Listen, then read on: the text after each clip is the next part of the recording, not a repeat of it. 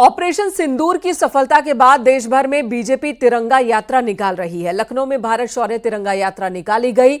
मुख्यमंत्री योगी आदित्यनाथ ने तिरंगा को हरी झंडी दिखाई इस यात्रा को और खुद यात्रा में शामिल हुए।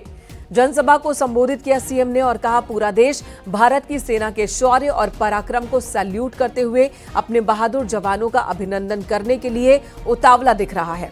ऑपरेशन सिंदूर की सफलता के लिए हम सब प्रदेशवासियों की ओर से पीएम मोदी का दिल से अभिनंदन करते हैं।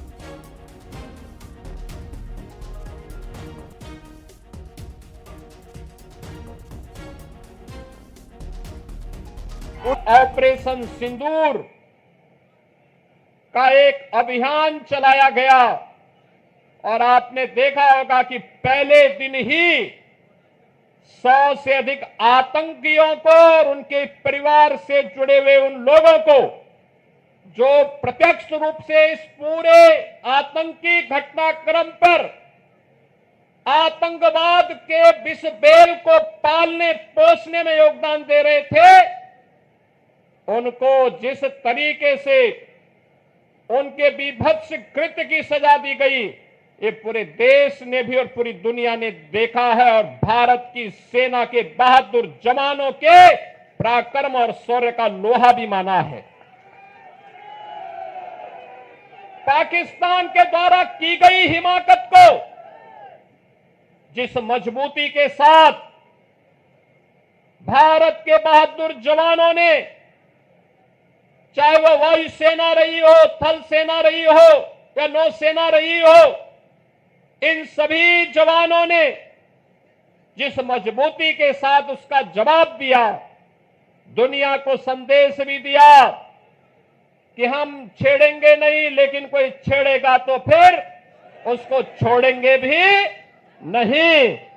दुनिया ने देखा है पाकिस्तान की बेशर्मी भरा चेहरा, जिसमें उन आतंकवादियों के जनाजे में शामिल होने के लिए पाकिस्तान के नेता और उनके सैन्य अधिकारी भी उस आतंकी के जनाजे में शामिल होने के लिए वहां उपस्थित थे।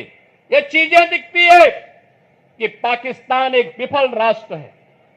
पाकिस्तान ने इन 75 वर्षों में दुनिया के सामने केवल आतंकवाद के बीज बोए हैं और पाकिस्तान ने अपनी विफलता की ही कहानी दुनिया को बताई है।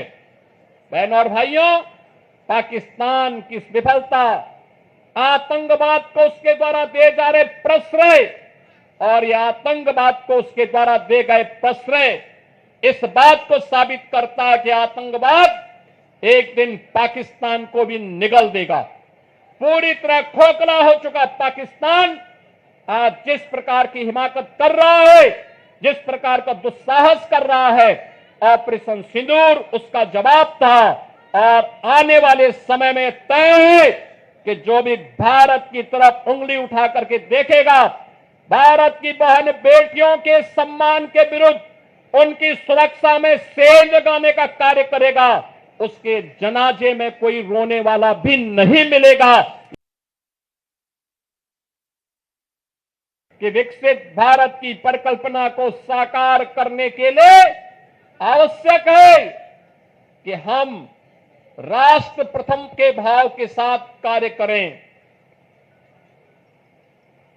राष्ट्र प्रथम का भाव जब 140 करोड़ भारतवासियों के मन में आएगा, उसकी प्राथमिकता होगी अपने अपने क्षेत्र में उन कर्तव्यों का निर्वहन करने के लिए। जब 140 करोड़ का भारतवासी एकजुट होकर के लगेगा, याद करना, दुनिया की कोई ताकत फिर भारत की ताकत के सामने टिक नहीं पाएगी।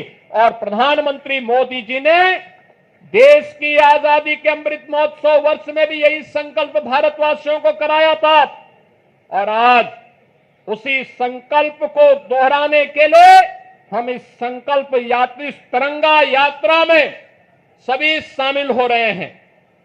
याद करना, जब चुनौती हो, जब किसी प्रकार का कोई ऐसे नौबत आए जो राष्ट्रीय संकट के लिए कहीं कोई स्पेस दे रहा हो, उस समय हमारा धैर्य और हमारी एकता हमारी सबसे बड़ी पूंजी होती है।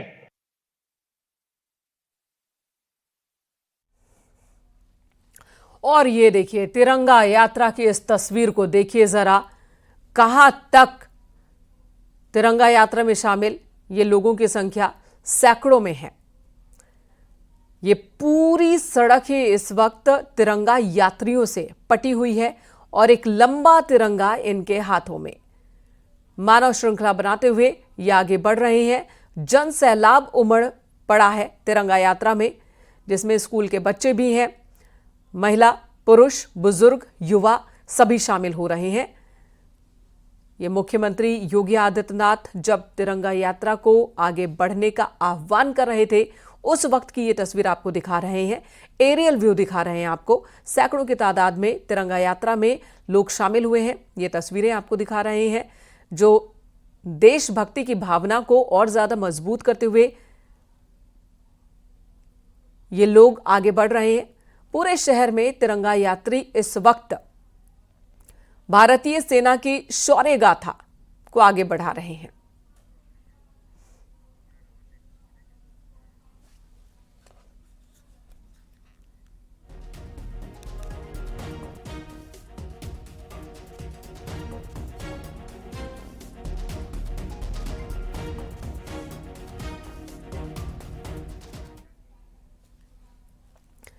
बीएसपी अध्यक्ष मायावती ने विदेश सचिव और आर्मी के महिला अफसरों को ट्रोल किए जाने पर नाराजगी जताई है। एक्स पर पोस्ट में उन्होंने लिखा है, पहले विदेश सचिव और फिर उसके बाद सेना की महिला अधिकारी के प्रति घृणित, असभ्य और अमर्यादित टिप्पणी वास्तव में जोश और उमंग के उस पूरे माहौल को नष्ट करने वाली है जो पूरा देश भारतीय सेना की पाकिस्तान के खिलाफ ऑपरेशन सिंदूर की सफलता से उत्साहित है, जो ये अति दुखद और शर्मनाक है।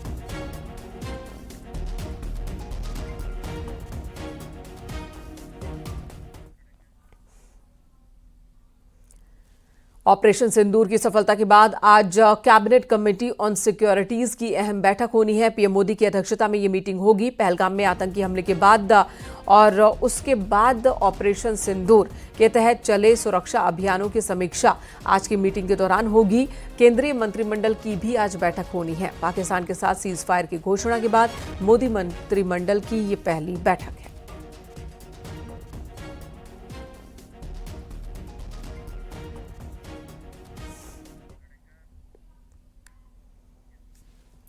इधर पाकिस्तान उच्चायोग के एक कर्मचारी को 24 घंटे के भीतर भारत छोड़ने का आदेश दिया गया है। पाकिस्तानी अधिकारी पर जासूसी के आरोप हैं, जिसके बाद उसे 24 घंटे में भारत छोड़ने का आदेश दिया गया है।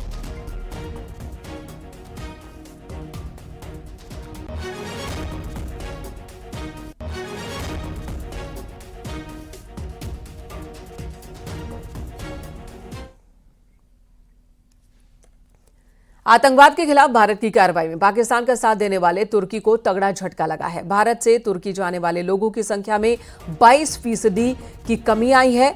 वहीं अजरबैजान जाने वाले लोगों की संख्या में 30% से ज्यादा की कमी आई है।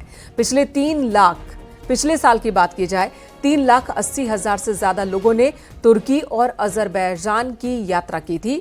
अगर आप एक सैलानी का औसतन खर्च 60 से 70,000 मान ले तो ये करीब 2,500 से 3,000 करोड़ रुपए के बीच आता है। यानी कि इतने पैसे बतौर सैलानी भारतीयों ने इन दोनों जगहों पर खर्च किए हैं और इनकी आमदनी हुई है। आपको बता दें, आतंकवादियों के खिलाफ चलाए गए ऑपरेशन सिंदूर में तुर्की ने पाकिस्तान का साथ दिया था, उसे ड्रोन और सैन्य ताकत दी थी। इसी से नाराज होकर भारतीयों ने तुर्की को यह झटका दिया है और बायकॉट कर रहे हैं।